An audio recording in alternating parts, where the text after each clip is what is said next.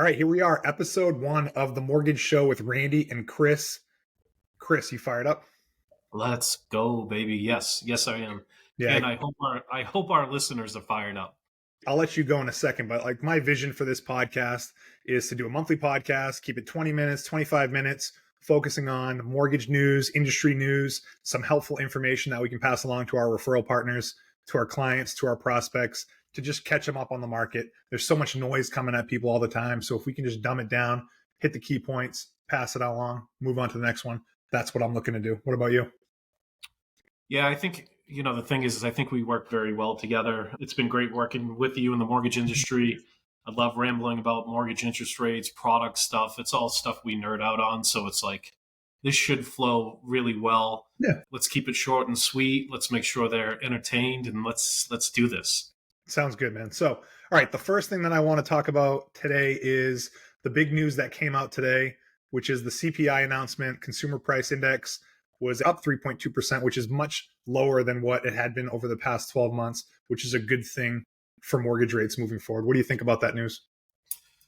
Good news for us. Inflation being tame is a really good thing for mortgage interest rates, guys.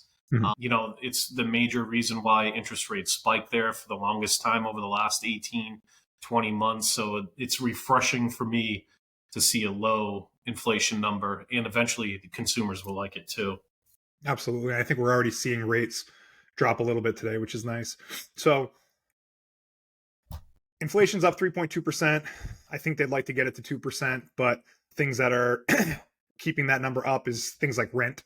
That continues to be a big expense. Things that are bringing it down is the cost of energy has gone down, which is nice. So it's definitely a good number.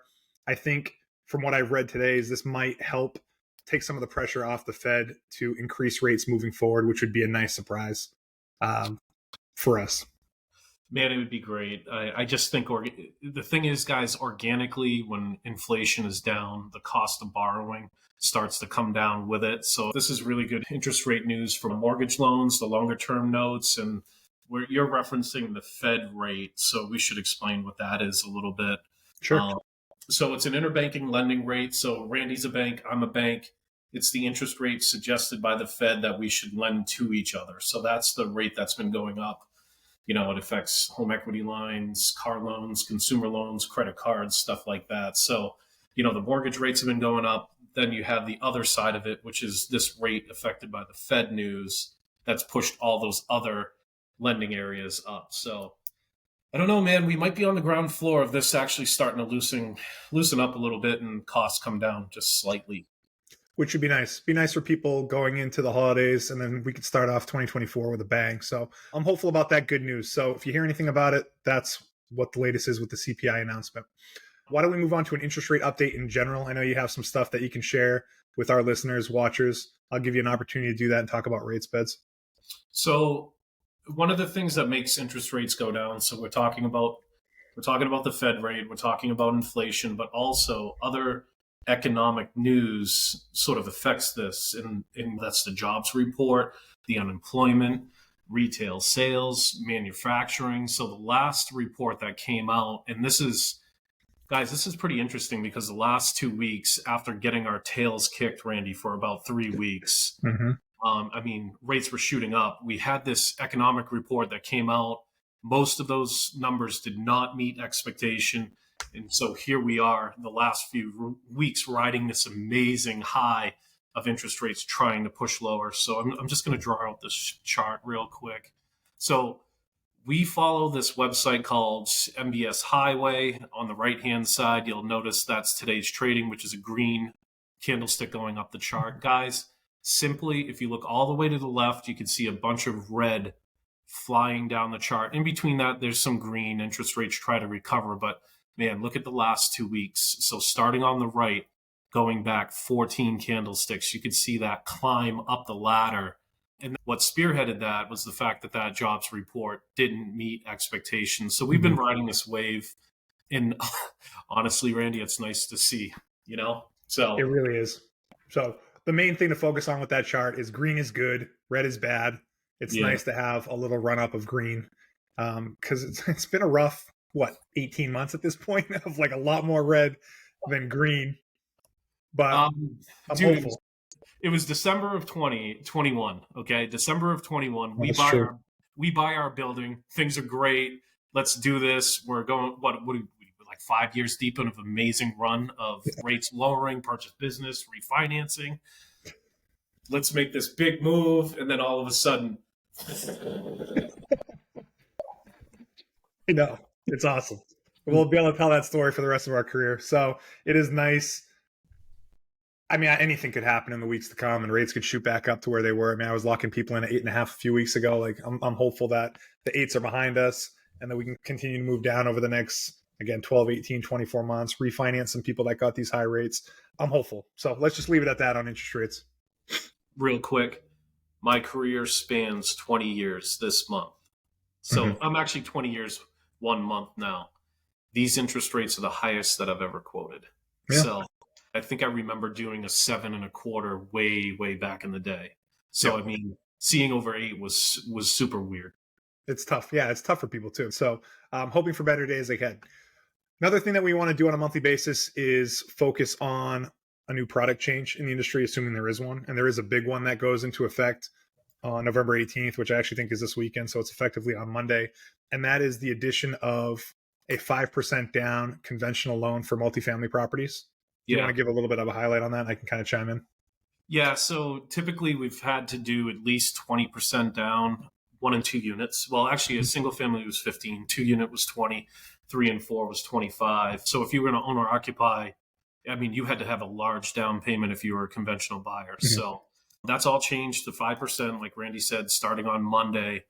So there's going to be some back and forth about this, Randy. Conventional versus FHA. So if you want to kind of comment on some of that. Yeah. So in this market of the past couple of years, because it's a seller's market, buyers have been basically forced to use conventional financing if they were to buy a single family property. You know, when you have 5, 6, 10, 15 offers that a seller is receiving, they're going to cherry pick the best offer. And assuming it's not cash, they're going to gravitate towards conventional financing borrowers because those borrowers are better qualified, probably have bigger down payments, better credit scores. There's some appraisal things that come into play. So it's been all conventional for single family homes over the past couple of years. The one scenario that we would do FHA loans is for borrowers buying 2, 3, or 4 unit properties to live in as their primary residence. It's really been the only use case for FHA over the past couple of years. And now it looks like the same thing that's happened with the single family market where everyone's been forced to go conventional. Now that conventional with 5% down is an option for multifamily properties where people are going to occupy the home as their primary residence, I can actually see things moving in that direction now where everyone has to do conventional financing. I honestly don't know that conventional financing makes the most sense for most borrowers. So we're going to see how it plays out. So you just dominated that, just so you know. Well done. So something to consider if you're listing a property, if you're still receiving FHA offers after the 18th and you're thinking, geez, why don't I see a conventional 5% down offer? There's a couple factors, guys. FHA is going to let you spend more than the conventional option. So Fannie Mae typically is a hard stop at a 45 back-end DTI. Freddie Mac is a 50. FHA is typically going to 56 and change. So if you guys are still seeing FHA offers, I guess really, don't toss it aside because there's probably a reason why they're in that FHA product. Number one, they probably needed to get there as far as their approval amount is concerned. Number two, FHA has lower interest rates, so that's always more attractive than the conventional option. And number three, if your property doesn't really have any physical defects, it's really a good option. So don't discount it. But now that conventional's on the market, it's going to be in addition to. So it's not a subtraction of the FHA product, in my opinion. I feel like FHA has gotten a bad rap from sellers. It really comes down to, I think, the condition of the property. And it really is peeling paint. That's like the main thing. If there's any peeling paint with FHA, that's going to be flagged and it's going to have to be addressed before closing, where with conventional financing, that's not going to be the option. So that's really like the main thing. If your property doesn't have peeling paint, then you have nothing to worry on that front. And honestly, FHA loans are the easiest loans to get approved. Borrowers, I mean, they have like a really low credit report threshold. They're super lenient on debt to income ratio. Like, assuming your property doesn't have peeling paint and you have an FHA offer, it's going to fly. It's a very easy loan to get through the pipeline. Yeah, agree. 1,000% agree. So I'm hoping this FHA to conventional scenario doesn't really sort of discount the FHA because it's still the boss option, in my opinion. Yeah, I hope so too. So that's a big change that goes into effect next week. So interested to see how it all plays out in the market. Definitely big news though. Nice to have more options, I guess. Yeah, more options is better than less options. So next thing we want to let people in on is an underwriting tip of the month. And the one that we want to go over this week is if we have a tough FHA file, there is the potential to use rental history of that borrower to help boost that file where they might otherwise not qualify. If we can show that they have that rental history for the past 12 months, that might be a differentiating factor that allows them to qualify. Is there anything you want to add on this? There's a few bullet points I can go through. Yeah, I think the thing is, and I've heard you because we work next to each other, I've heard you take applications. I think the major thing whenever we're looking over all of these options, but really keeping it focused here to FHA is like when I take an application, I'm almost credit qualifying them myself anyways. So my level of obsessive questions, and it's probably the amount of reps that I've done, and you could agree to this too, Randy. It's like you get caught on certain guideline stuff along the way. You don't want to ever get caught on it again.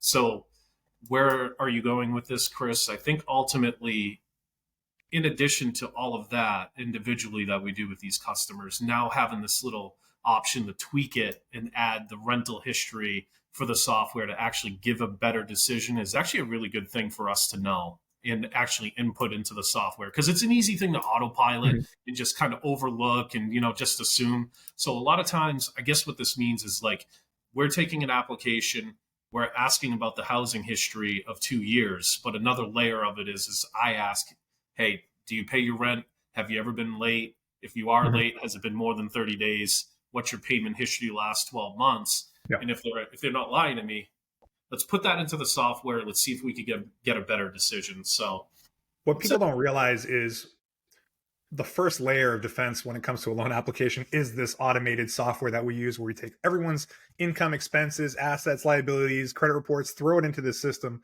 and it is analyzing it and giving us a decision up front.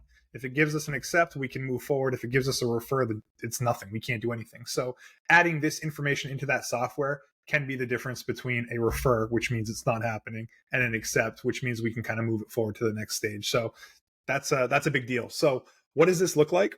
So we have to document 12 months of rental payments of at least $300 per month, which is good to know, right? Some people might not realize that there is a minimum, but 300 is the minimum. It's actually lower than what I would expect. And the things that we can document this with is a form from their landlord that confirms that they are paying that rent, have paid it on time, what that amount is, all that stuff.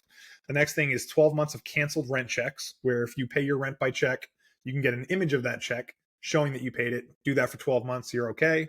12 months of bank statements that show the payment going out. And then lastly, if you have if you rent from like a high-rise type apartment where there's a management company, they can complete a form to show that as well. One scenario that's going to be tricky in these situations is anytime you're living at home or renting from family or you're paying cash, none of those situations are going to fly. Any time family is involved in anything in a loan, and I've talked about a deal like this recently, it changes things. There's always that potential for fraud or for family members to help someone out. So anytime family's involved and there isn't clear documentation, that doesn't fly. And then if you're paying cash, then honestly, like you're just out of luck. You should be paying things by check. Man, oh man, cash. What, you can't have cash? You can't deposit cash in your bank account? I don't even know what to say about cash. It seems like I run into it so often. I think that's another like fact-finding thing I do in my conversations. Like when I'm taking the assets section of an application, it's like I have $800 or $8,000 here, and they're so vague with me, I immediately start picking and prodding at the cash scenario. So it's like, guys, cash does not work. Documenting income does work. So that's check. Yeah. That's check. That's management company. Yeah. Get your money in the bank. Put it in the bank. Please help us out. Okay, so that's a good tip for this month. Next thing, we have a guest. I'm excited about this. We're going to try to bring a guest on every month. And whether it's someone within Norcom or someone in the industry, someone with a helpful tip, I think you'll really love this guest. This is one of me and your favorite guys. So let's bring him on right now.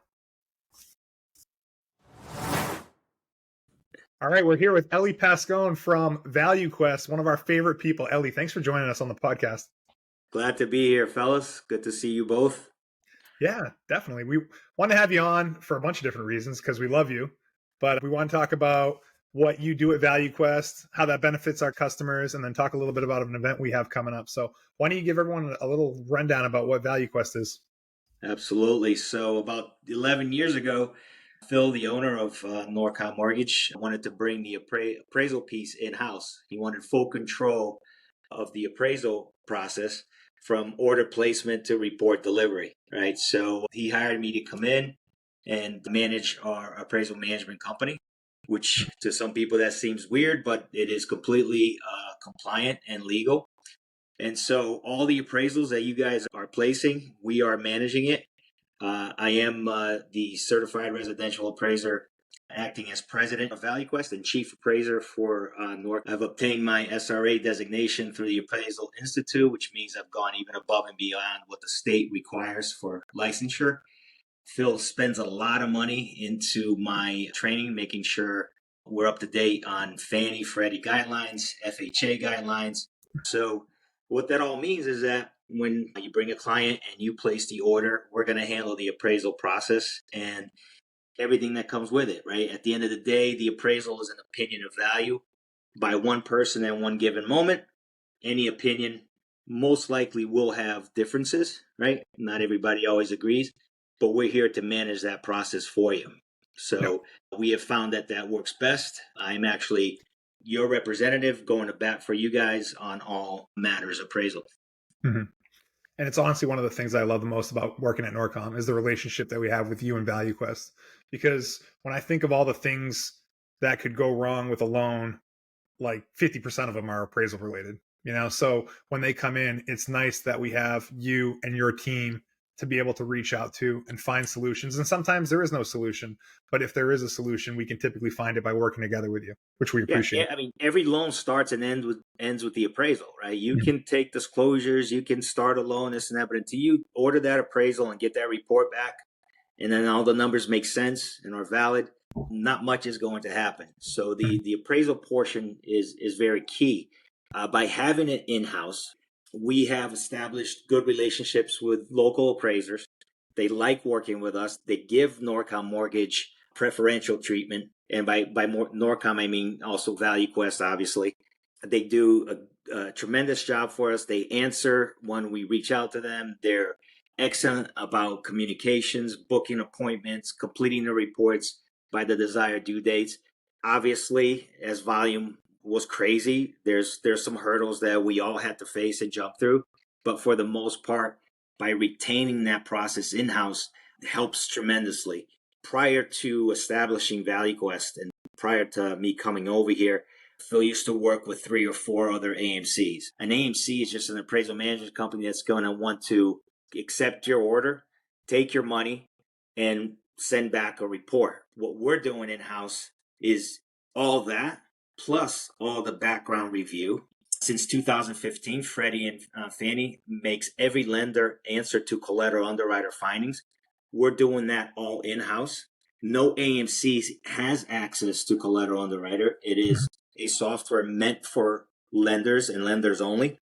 So we save a lot of time because, like I mentioned earlier, while president of ValueQuest, I am chief appraiser for Norcom. And so I do have the access to the actual software, which helps save us tremendous amount of time instead of going back and forth with these cryptic messages that we get from collateral underwriter. So we could deal directly with the appraiser. And 9 out of 10 times, I could usually squash something that may be flagged in collateral underwriter because of my access. And it's not something that's going to alter the outcome of the appraisal. So we squash it right there. I send my write-up to the underwriters, and they get your clear to close and proceed with the loan. So huge benefit. How different is it working with ValueQuest versus what you used to do at Assured? I was actually just thinking, Ellie, as you're talking, you do such an amazing job with your communication on all our transactions. I mean, especially when things were, volume wise, they were insane during the refi boom. And we also had an obnoxious amount of purchase business. I've always admired the fact that because we're in house, we have that access. Us loan officers have that access. I love the fact that you communicate with us, but I also like the fact that you actually keep us at arm's length the way that you should to protect your process. Can you speak about that for a second? Because it's like, we're spending some time here almost bragging about the fact that we have an AMC sitting in house, but I find you to be one of the most ethical people as part of this process. So right, that's a great point, Chris, especially with the new AIR, right, appraisal independence requirements put out by Fannie and Freddie. I do keep you guys at arm's length. For the past 12 years, we've never had a complaint filed against us. It's not about getting you the value that you want. It's about being here for when there are differences, is that, I can pick up the phone and speak directly to an appraiser, one appraiser to another. Just last week, I got a call from an appraiser. And I mentioned earlier how we've established great relationships with the appraisers on our panel. I got a call from an appraiser. She needed to discuss something. The first things out of her mouth was, "Oh, thank God you answered the phone," because most AMCs, there's a ladder that I got to go through, right? And so that appraiser had, something she wanted to discuss about the appraisal. Her and I talked like two professionals about the appraisal. First thing I always say to them, I don't care what the value is. Let's discuss this objectively, compliantly, in a manner that we're not going to get ourselves in hot water down the road. So thank God for the past, 11 or so years, we've been doing that without any issues. And I think that important for you guys is the fact that I know that if you guys succeed, we succeed, right? So I know that I'm going to go to bat for you guys versus if it was just another AMC who's done their job and washed their hands. They took the order, they completed their report, they're done with it. You guys, by having this access to ValueQuest, access to me as the chief appraiser, we are going to go, every field, there's 2,000 fields in an appraisal report. We'll go through each one of them. And if there's an issue, we'll pick up the phone and address it with the appraiser. So. Awesome. Well, listen, we appreciate you, man. And I appreciate coming on the time. Love pumping ValueQuest to anyone that we work with. So it makes sense that you'd be our first guest. And we're also excited that we're going to be doing an Ask the Appraiser event that you're going to be coming up to the office for on December 12th. It's a Tuesday. Can you give a little bit of a glimpse in what anyone that comes would be in for on that event? It's going to be about an hour long or so. Why don't you fill us in on that? I love these events, guys, because the minute you put an appraiser in, and I am assuming it's going to be a group of realtors and other real estate professionals, but the minute you put an appraiser in front of them, I almost joke that I should come into every one of these with a target on me because it's amazing. I literally have probably 5 or 6 slides, and I could just throw them up, and I will start a hour to 2 hour long. Last time we did one, it was supposed to be an hour, and people were so involved with the questions and answers that we ended up going 2 hours, right? So what can they expect? They come to these things, and I welcome you guys to open it up on the invitation that if they have a question ahead of time to go ahead and send it so that we can address these things. But it's amazing because, I can preach FHA guidelines. I can preach Fannie Mae guidelines, but it's when you're in the room with 20, 30, however many realtors, the minute you start talking about something, they're like, oh yeah, I got the same situation going. I got this deal that this happened, or they had the question of this. And you'd be surprised how much the conversation just opens up and time just flies, and I try to address everything and anything that they may have a question on. And if I can't answer right then and there, gladly come back to my office, research it, and send you back the response so you can contact that person back. So love it, man. It's going to be a lot of fun. Thanks for doing it. Yeah, Appreciate looking forward to coming up on 12th. Hopefully it's cold enough. Maybe we can do some little skiing. Oh, God, now you're getting me fired up. So oh, boy. Yeah. We'll definitely make that happen. You know what I mean? Definitely. Oh, boy. Let's go. All right, bud. Well, thanks again. We will talk soon. We'll see you on the 12th. You got it. Looking forward to you guys. Good to see you. See you later. See ya. All right, so we're back. We're going to finish it up with some positive news ending the episode. And the thing I want to bring up, Chris, was why is now still an okay time to buy? Let's put the positive spin on the market. Rent the rate, own the house, right? I mean, I think that's overused a little bit recently, but I think everybody's coming out with some ammo to keep people positive. Guys, the last time we went through a downturn in the economy, there was so much stuff. It was a tsunami of just bad mortgages, that caused such a downward spiral. We've been underwriting loans now since what, 2011, that are pristine loans that are well documented. Like we've got such an awesome foundation right now when it comes to lending that I don't see that ever becoming a factor. And I think ultimately, to answer your question, I think that's the positive spin to this. It's like, Mhm. we're going to ebb and flows. The economy is always going to ebb and flow, but I don't think we're ever going to see a scenario where it's just like, bam. And I don't think real estate's going to do that this time. Yeah. I think we're just going to level off and be a normal market with Yep. normal lending, with normal rates, and things are just going to continue on like they always do. So, like, become a homeowner. Why wouldn't you? Build Yeah. equity. Like, Randy, here we are all these years. I mean, I remember meeting you when I was a kid. Look at what you've accomplished with your real estate portfolio. Mhm. Look at some of Mhm. the stuff I've done. I mean, I love real estate, and Mhm. everybody else should too. So that's I mean, I could ramble all day about the positivity of Yeah. owning something. So what do you think? Yeah, I mean, I think if you need to own a home, like because you're having a kid or you're getting married or your parents are selling their house and you need to move out, I wouldn't not buy because you think you're going to time the market. I don't know that prices are going to drop. When it comes to like basic supply and demand, there is a lot of demand in the real estate market right now. So whatever you think is going to happen, I think the demand is going to continue. With rates going up, demand has probably slowed down a little bit. So we are seeing some homes sit on the market a little bit longer. We're seeing some price reduction. So if you need a home now, even though we're heading into the holiday season or we're heading into the winter, don't be afraid to buy a home now. Rates are starting to drop. And when the rates drop, you see this flood of loan applications. You can see it on a nationwide level. I mean, rates dropped a little bit over the past week. Loan applications spike up, and that's going to continue to happen. What do you think is going to happen when rates are at 6%? There's going to be that many more buyers in the market. So if, like you said, Beds, you buy a house now, you date the rate, marry the home, and then you can always refinance in the future and lower that payment. So I guess I just wouldn't try to time the market. I talked to plenty of people before things really blew up in 2017, 18, 19 that thought prices were high then, that did not take action, and they probably never took action. And then here we are. So don't time the market. It's still a good time to buy. I'm excited about it. Hoping for a better year in 2024 than 2023.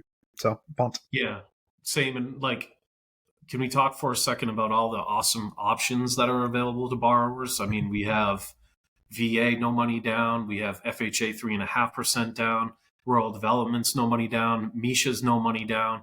We have all of these loans where you could buy a property and rehab it. There are options, and they're all responsible lending options to help Mhm. people get into homes. Let's stop with the negativity. There's so much awesome stuff going Yeah, on. absolutely. So that's all that we have for today. Just want to say to our referral partners, clients, prospects that we appreciate your support over the past few years. And thanks for the opportunity to help you guys out with mortgages. If you need anything, if you know anyone that needs anything, definitely reach out to us. Chris and I are always happy to help. I'm going to put our information in the description, names, contact info, NMLS numbers, all that stuff. Definitely reach out to us. Share the podcast with anyone that you think would benefit from hearing it. And that's it for me. Yeah, thanks for listening, guys. We'll see you next month. All right. See you guys.